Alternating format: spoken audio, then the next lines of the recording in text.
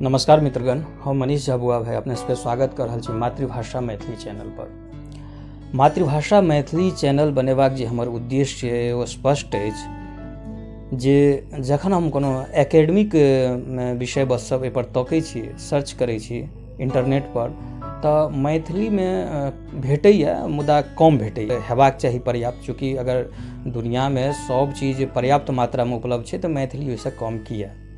नहीं में काज केनहार लोग के अभाव छै, नहीं योगदान देनहार के अभाव छै। हाँ, कनी अभाव छै जागरूकता के, जे अनावश्यक विषय वस्तु पर हमसब बेसी समय अपन खराब करै छी।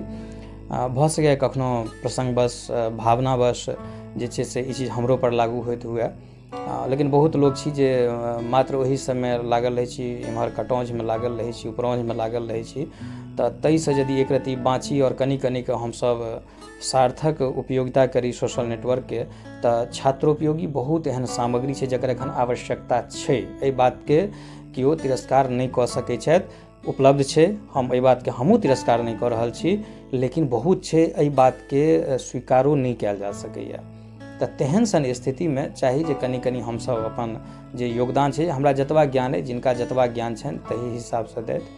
तऽ हम एही सबके गैपके देखैत एकटा मनमे विचार आयल, आ बहुत दिनसँ ई हमर पूर्व नियोजित छल, बहुत दिनसँ सोचल छल जे समय भेटत तऽ हम यूट्यूब चैनल पर अपन जतबा समय भेटत ओ छोट छोट वीडियो बनाकऽ, छोट छोट क्लिप बनाकऽ एहिठाम राखब, ताकि लोकके सहजतासँ प्राप्त होइन, उपलब्ध होइन आ एकर लाभ छात्र लोकनि लऽ सकथि। लेकिन ताहिके लेल हमरा अपना निजी स्तर पर ई आवश्यक बुझना गेल जे पहिले ओहि चीजमे हम सफल होइ, ताकि ओहि अनुभवके रखबै तऽ शायद हम कनी ठोस तरीकासँ, नीक तरीकासँ आ सुनिश्चित तरीकासँ ओकरा सामने राखि सकै छी।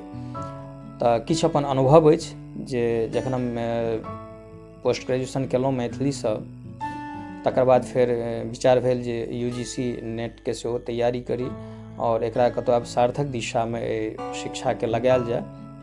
चूँकि पलायन और प्रवासक जीवन कते दिन जीव, और हरदम एकटा ने एकटा कचोट कतौ ने कतौ रहिते छै। अपन मातृभाषा, अपन मातृभूमिके लेल सबके रहै छै, ई कोनो हम पहिल व्यक्ति छी सेहो गप नहि छै, सबके रहै छै। तहन ई छै जे ओहिमे के कतेक तत्परता और कते साकांक्ष नजरिसँ लागल छथि, कि न की उद्देश्य छनि, की दृष्टिकोण छनि, तऽ ओ एकटा महत्व रखै छै, एकटा महत्वपूर्ण बात छै ओ। तऽ ताहि क्रममे देखलहुँ तऽ UGC नेटके सेहो तैयारी केलहुँ, और हमरा जे हम जे इंस्पायर्ड भेलहुँ, या हमरा जे दिमागमे कोनो एहन बात आयल जे एहन तरहक चैनल पर किछु काज हेबाक चाही, तऽ तकर उद्देश्य हमर इएह छल। जहन हम UGC नेटके तैयारी करैत रही तऽ हमरा बहुत तरहक जे छै से दिक्कत भेल रहए, बहुत दिक्कत भेल रहए। कोनो स्टडी मटेरियलके लेल एक तऽ फ़ोन करै छलियनि, हालाँकि हम जिनका किनको सम्पर्क केलियनि और जे जाहि योग्य छलाह से निश्चित रूपसँ हमर बहुत नीक सहयोग केलनि हेँ, और जतबा संभव भेल से केलहुँ। लेकिन हमहूँ चाहै छी जे कमसँ कम ओहि चीजके यदि एतऽ सहजतासँ प्राप्त भऽ जाय, जँ इंटरनेटसँ सब चीज सहज रूपे प्राप्त भऽ रहलैए, एते तक कि इंटरनेटे सहज रूपसँ प्राप्त भऽ रहलैए, तऽ एहि परक जे विषय वस्तु छै, एहि पर जे कंटेंट छै, ओ सार्थक हेबाक चाही, किछु काजक हेबाक चाही, छात्रोपयोगी हेबाक चाही। बहुत एहन छात्र भेटला है जे UGC नेटके तैयारी करै छथि, वा BPSC के तैयारी करै छथि, वा UPSC के तैयारी करै छथि, और एहि तैयारीमे ओ लोकनि मैथिलीके मुख्य विषयके रूपमे रखने छथि। सबसँ पहिने तऽ साधुवाद हुनका देबाक चाहियनि एहि उद्देश्यके लेल, एहि भावनाके लेल जे कमसँ कम अपन मातृभाषाके प्रति एतेक समर्पणतासँ और एतेक ईमानदारीसँ लागल छथि। हाँ, ईमानदारी कनि निर्भर करै छै जे जहन हुनक रोजगार स्थापित होइ छनि, जहन एहि मैथिली विषयसँ ओ अपना कर्मक्षेत्रमे लागि जाइ छथिन, तखन फेर हुनकर एहि भाषाके प्रति सेहो किछु दायित्वबोध होइ छनि, जाहिमे उदासीनता देखल गेलैए। संभव होइ जे एखनके वर्तमानके किछु पीढ़ी जे एकर लाभ लेलनि हैं, हुनका आँखिमे पानि होनि, आ ओ तदनुरूप जे छै, तदनुकूल जे छै से एहिमे किछु ने किछु भाषाके लेल कमसँ कम संवर्धनेके काज करथुन, नहि संवर्धन संरक्षणेके काज करथुन, सृजनके काज करथुन। जाहि रूपसँ ओ सक्षम छथिन, हुनका जाहिमे अभिरुचि छनि, सृजनमे अभिरुचि छनि, तऽ सृजन कऽ कऽ एकर भाषाके भण्डार भरत, संरक्षित कऽ कऽ तऽ राखिए सकै छथि, संवर्धित कऽ सकै छथि, प्रचार प्रसार कऽ सकै छथि, एकरा प्रति अपन निष्ठा देखेबाके चाहियनि। तऽ ई हुनका विवेक पर सेहो निर्भर करै छनि। और हमरा लगैए जे व्यक्ति प्रोफेसर भऽ गेला, जे व्यक्ति बीपीएससी कम्पीट कला है, जे व्यक्ति यूपीएससी कम्पीट कला है तो हुनकर तो ई कम से कम एतबा निष्ठा एते विवेक जरूर हेतनि जे अपन भाषा के सम्मान में किछु न किछु योगदान जतबे संभव होइ, जतबे समय संभव होइ, लेकिन देव आवश्यक छै। कारण जे हुनकर एते बड़का कैरियर अगर बनलनि हैं तो व्यक्तिगत जीवन से वो अगर प्रसन्न छथि तो सामाजिक और सामूहिक जीवन में सेहो हुनक किछु योगदान के अपेक्षा ई समाज रखते छै। तो यह सब जे किछु कमी देखलिए, यह सब जे किछु गैप देखलिए, तो इच्छा भेल जे हमरा लग जतबे ज्ञान अछि, हम मानै छी हमरा लग सीमित ज्ञान अछि, बहुत बृहत ज्ञान नहीं अछि, लेकिन हम चाहै छी जे हमरा लग जतबे सीमित ज्ञान अइ ओ ज्ञान हम अपने तक नहीं राखी, ओकरा उदार भाव से अहाँ सबके सोझा राखी। ताहि उद्देश्य हम बनेने छी मातृभाषा मैथिली।